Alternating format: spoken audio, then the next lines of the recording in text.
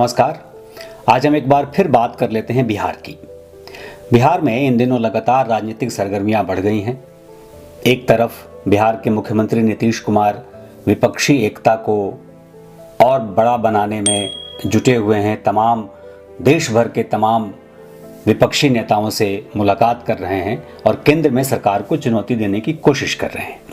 और इसी बीच उन्होंने एक ऐसे नियम कायदे कानून में फेरबदल कर दिया है जिसकी वजह से कुछ सजा याफ्ता अपराधी जेल की सलाखों से बाहर आ गए हैं। आप समझ गए होंगे कि मैं दरअसल बात आनंद मोहन सिंह की कर रहा हूं।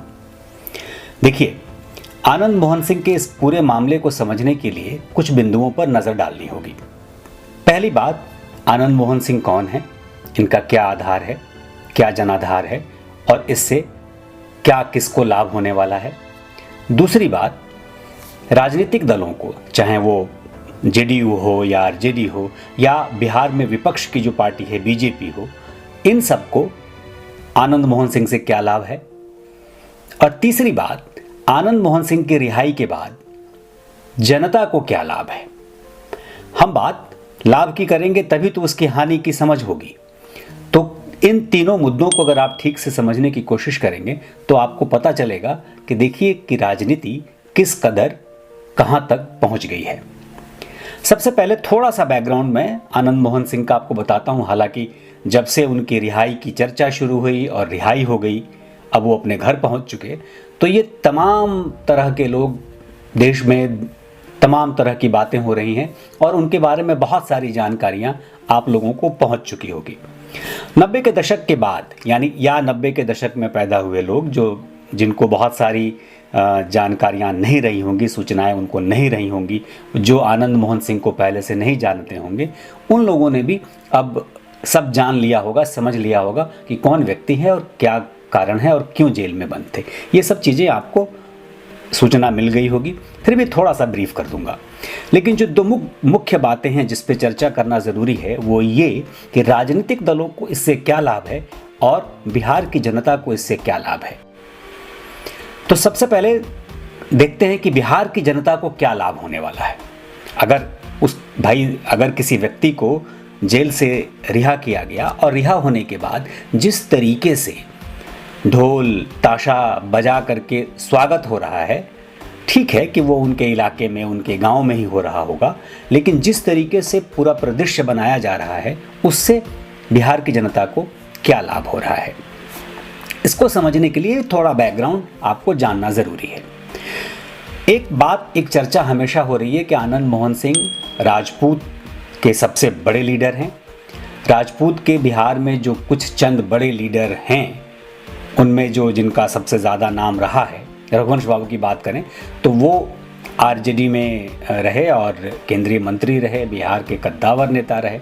वो अब इस दुनिया में नहीं हैं और इसके बाद एक तरीके से खाली लोग देखते हैं कि राजपूत का कोई बड़ा लीडर नहीं है। लेकिन ये बात सिर्फ राजपूत तक सीमित नहीं है, ये राजपूत के साथ साथ इसको सवर्णों के साथ जोड़ा जाता है, क्योंकि ये पूरा परिदृश्य और ये पूरी परिघटना सवर्णों के साथ जोड़कर देखी जाती है। तो एक तरीके से जब आनंद मोहन सिंह को छोड़ा गया तो एक बहुतायत में लोग बिहार में इसलिए चुप्पी मार गए, जिनको आप बुद्धिजीवी कहते हैं, तथाकथित बुद्धिजीवी कहते हैं, वो इसलिए चुप्पी मार गए, या तो उनकी जाति के थे या सवर्ण थे। तो इसलिए वो चुप्पी मार गए क्योंकि उनको लगा कि कोई नहीं, हमारी जाति का व्यक्ति है, इसको छूट के आने दीजिए, कोई बात नहीं है। अब आनंद मोहन हैं कौन और आनंद मोहन का जनाधार क्या है। आनंद मोहन एक बाहुबली टर्न पॉलिटिशियन है और आप ये कह सकते हैं कि एक छात्र नेता से टर्न बाहुबली और उसके बाद पॉलिटिशियन, फिर बाहुबली से पॉलिटिशियन। यानी ये पूरा दौर ये है कि नेता तो पहले भी थे, छात्र नेता रहे, युवा नेता रहे, उसके बाद रंगदार, अपराधी, गुंडा, मवाली, जो कह लीजिए, मतलब उस तरीके के धारणा में वो चले गए और फिर वो राजनीति में आ गए। जो एक पूरा दौर आया हिंदुस्तान में, ख़ास तौर पर हिंदी पट्टी में देखा गया कि अपराधी किस्म के लोग सदन पहुंचने लगे, चाहे संसद पहुंचते हों या विधानसभा पहुंचते हों। बिहार में, उत्तर प्रदेश में, मध्य प्रदेश में, ये तमाम जगह जो देखा गया, ये उनका एक परिणाम आनंद मोहन सिंह के तौर पे भी आया।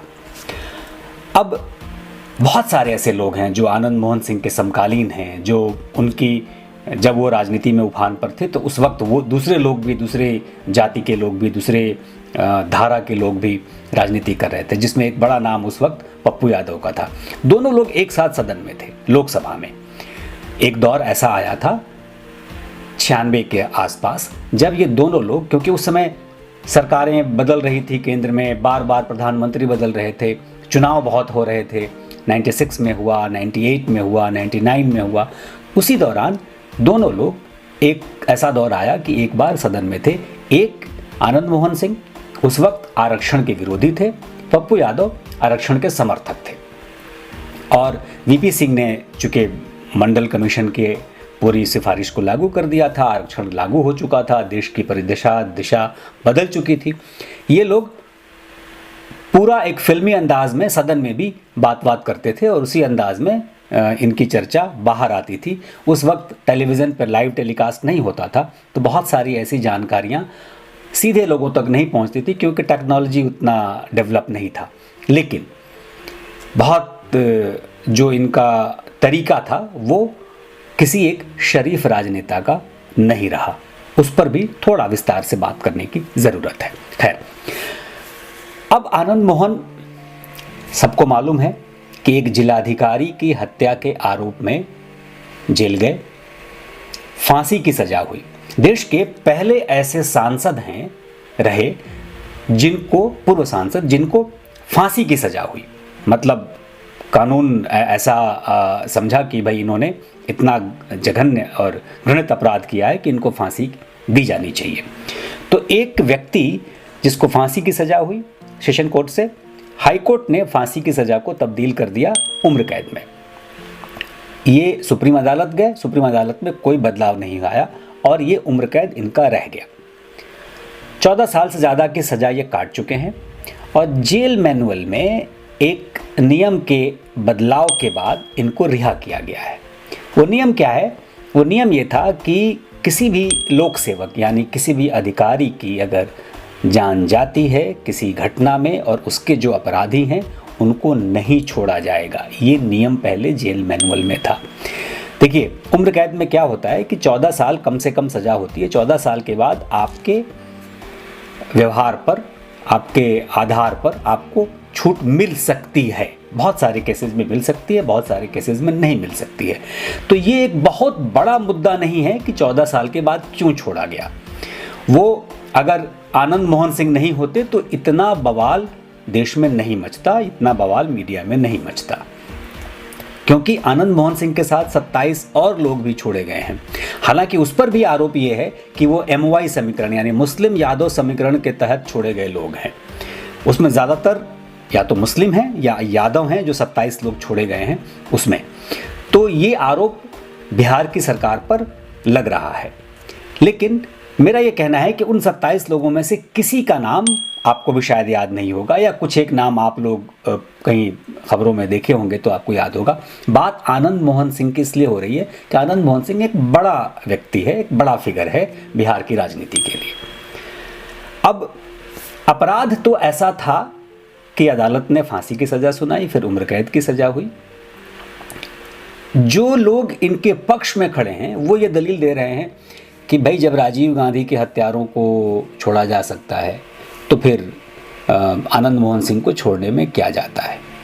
सवाल वो नहीं है। सवाल ये है कि आप किस किस्म की राजनीति करना चाहते हैं। सवाल ये है कि आप किस किस्म का माहौल बनाना चाहते हैं। सवाल ये है कि आप भविष्य में किस किस्म की एक लकीर खींचना चाहते हैं। आप क्या बताना चाहते हैं अगली पीढ़ी को कि आपने इस देश को, समाज को क्या दिया है। ये सबसे बड़ा सवाल है जिसको समझना ज़रूरी है।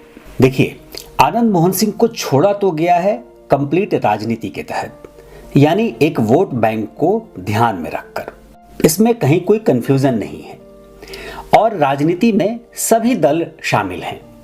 आज भले ही भारतीय जनता पार्टी के कुछ नेता इस बात का विरोध करते हों कि एक अपराधी को क्यों छोड़ा गया, लेकिन बिहार बीजेपी के कद्दावर नेता सुशील मोदी इसी साल फरवरी में बाकायदा ट्वीट करके इस बात को कह चुके हैं। जो बात हमने आपसे थोड़ी देर पहले कही कि राजीव गांधी के हत्यारों को छोड़ा जा चुका है, छोड़ा जा सकता है, तो आनंद मोहन सिंह को क्यों नहीं छोड़ा जा सकता। ये बात सुशील मोदी ने 13 फरवरी को इसी साल ट्वीट करके कहा। तो ऐसा नहीं है कि अचानक हुआ है, ये इसकी पूरी बिसात बिछाई जा रही थी। साथ ही सुशील मोदी ने यह भी कहा था कि राज्य सरकार को उनको छोड़ने के लिए उस पर विचार करना चाहिए, नियम में बदलाव की ज़रूरत हो तो वो भी करना चाहिए। आज भले ही वो कहें कि भाई ये तो गलत हो गया, क्योंकि अब छोड़ दिया किसने? नीतीश कुमार ने। छोड़ दिया किसने?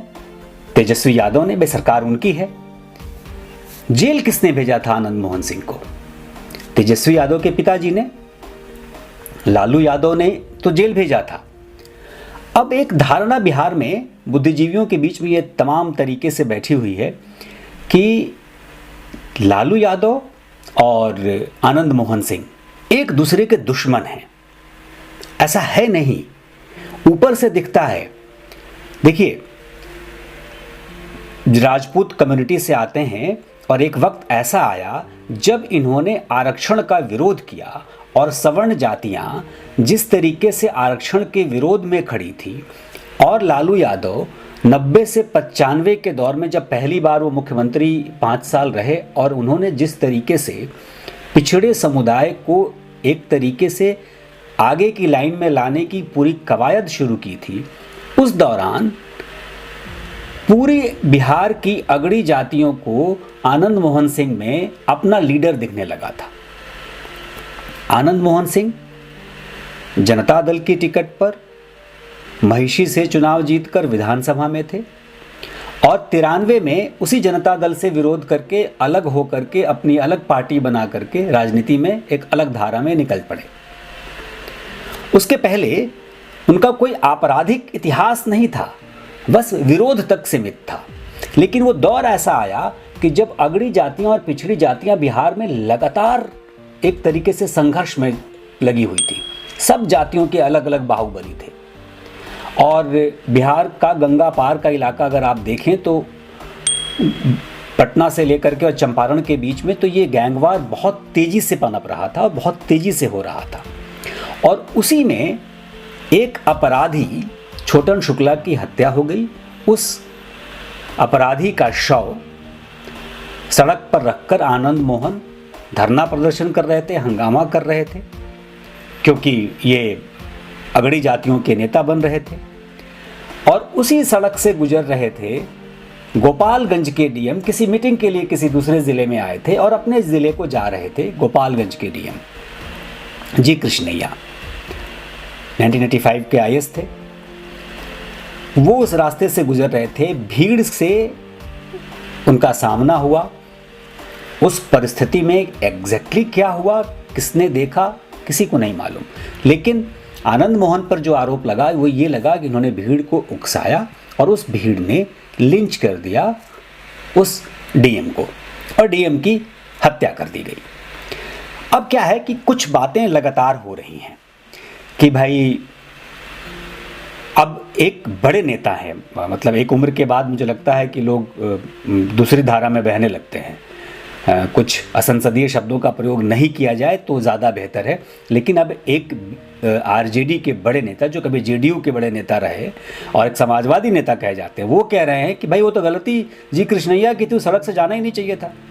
अब कल को आप कह दीजिएगा कि जी कृष्णैया की गलती थी, उनको तो पैदा ही नहीं होना चाहिए था, उनके माता पिता की गलती थी, वो पैदा ही नहीं होते तो मरते कैसे। भाई बेतुकी बातों का कोई एक सिरा भी होता है। आप राजनीति में इसका मतलब है कि कुछ भी बोलेंगे। अब आइए आनंद मोहन सिंह पर जो एक अवधारणा बनाई जा रही है कि सवर्णों का एक नेता बाहर आ गया।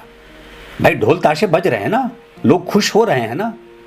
तो दरअसल क्या है, जब बिहार पीपल्स पार्टी बनाई और लालू यादव को पटखनी देने के लिए बिहार की लगभग सभी सीटों पर 1995 में बिहार पीपल्स पार्टी के उम्मीदवार खड़े हो गए और उस वक्त नीतीश कुमार भी अलग हो चुके थे, तो नीतीश कुमार की पार्टी से ज़्यादा vote percentage Bihar people's party को था। 3.25% पूरे बिहार में वोट बिहार पीपल्स पार्टी को आया था। लेकिन तकरीबन 40 ऐसी सीटें थी जहां पर बिहार पीपल्स पार्टी के उम्मीदवारों के वोट की वजह से लालू यादव की पार्टी के कैंडिडेट जीते थे स्पष्ट तौर पर। तो एक तरीके से इन्होंने लालू यादव की मदद की थी 1995 में दोबारा सत्ता में आने में। दूसरी बात, अगर उतना ही जनाधार था सवर्णों में, उतना ही जनाधार था पूरे बिहार में, तो खुद 3 सीट से लड़कर के तीनों सीट से हार गए। भाई कहने को आप राजनेता हैं, लेकिन आप विधायक बने, सांसद बने, दोबारा फिर आप नहीं जीत पाए। आपकी पत्नी एक स्टालवर्ट किशोरी सिन्हा को हरा करके वैशाली में चुनाव जीतती हैं, लेकिन दोबारा फिर चुनाव नहीं जीत पाई सांसद का। अब तो विधानसभा का भी नहीं जीत पाई। भाई इस बार आरजेडी ने उनको टिकट दिया, उनको, उनके बेटे दोनों को टिकट दिया, वो तो नहीं जीत पाई। बेटा आरजेडी का विधायक है। तो अगर लालू यादव से इतना ही विरोध था, तो पिछड़ी जाति की पार्टी, अगर लालू यादव की पार्टी को आप मानते हैं, तो उससे फिर आपका बेटा विधायक क्यों है? मैं इसलिए बात कह रहा हूं कि जो अगड़ी जातियों के, यानी राजपूत कह लीजिए, ब्राह्मण कह लीजिए, जो भी अगड़ी जातियां जो ये समझ रही है कि उनका नेता बाहर आ रहा है और बहुत उनका भला होने वाला है, दरअसल उनका नहीं होने वाला है। ये भला तो जिसका हो रहा है उसी का हो रहा है। भाई आप जिसको समझ रहे हैं कि वो आपका लीडर है, वो तो दूसरी पार्टी का नेता है, दूसरी पार्टी के लोग उसको बाहर लेके आ रहे हैं, और आप अपना विवेक का इस्तेमाल नहीं करके उस नेता को अपना नेता मान के और क्या करेंगे, उसके बहकावे में जाकर के वोट दे सकते हैं। तो क्या ऐसा होगा? हमें लगता है कि शायद अब ऐसा नहीं होगा, क्योंकि गंगा में पानी बहुत बह चुका है और परिस्थितियां अब बदल गई हैं। नए जो यूथ हैं, जो नए वोटर्स हैं, उनको मतलब ही नहीं है कि एक ज़माने में आनंद मोहन सिंह कोई हुआ करते थे और क्या थे। आनंद मोहन सिंह का स्टाइल है ब्लैक गोगल्स पहनना, उन अच्छे कपड़े, वाइट कपड़ों में रहना, एक रौबदार चेहरा रुतबा रखना, और सदन में पप्पू यादव से जब उनकी नोकझोंक हुई तो वो चश्मा उतार करके उनके सवालों का जवाब देना। स्टाइल, इस स्टाइल को एक दौर में यूथ पसंद करता था। अब शायद यूथ इस बात को पसंद नहीं करे। तो दरअसल राजनीति तो वोट की है, इसमें कहीं कोई कन्फ्यूज़न नहीं है।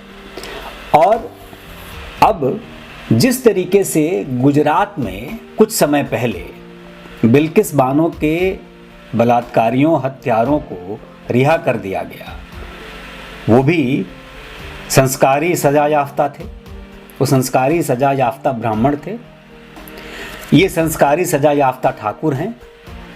तो दरअसल ये संस्कारी सजा याफ्ताओं का एक दौर शुरू हुआ है। समझना देश की जनता को है, समझना बिहार की जनता को है कि किस तरीके के लोग आपको चाहिए।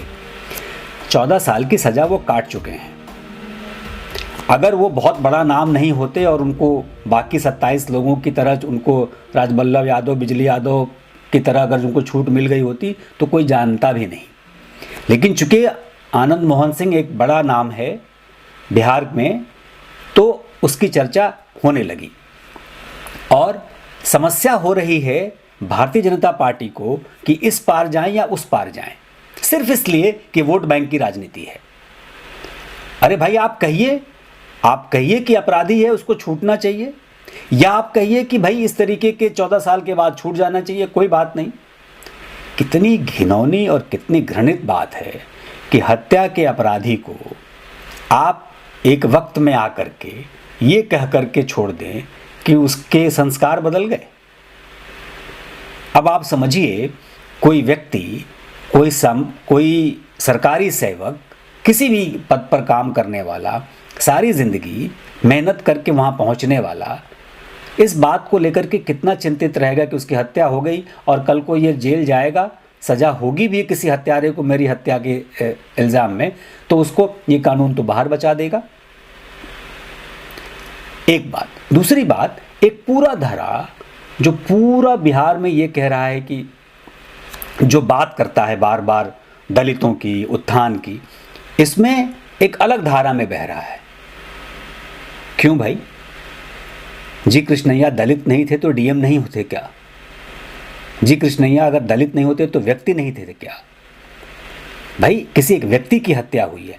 तो पूरा मामला ऐसा है कि राजनीति से प्रेरित है। राजनीतिक दल अपने अपने व्यक्तिगत लाभ के लिए पूरी परिस्थितियां बना रहे हैं और आप वोटर, आप वही मूर्खता करेंगे जो करते आ रहे हैं।